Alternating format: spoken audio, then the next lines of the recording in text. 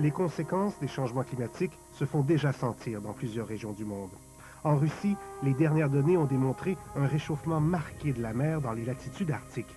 Cette augmentation a sonné l'alarme auprès des scientifiques russes qui tentent maintenant, comme nous, d'en connaître les impacts.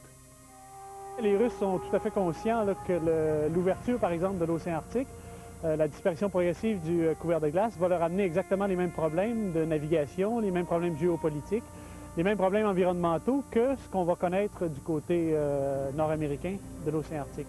Et donc, eux sont très intéressés à suivre, tout à fait comme nous, l'évolution de l'écosystème, en particulier le réchauffement des masses d'eau, la disparition de la banquise et le réchauffement de l'atmosphère.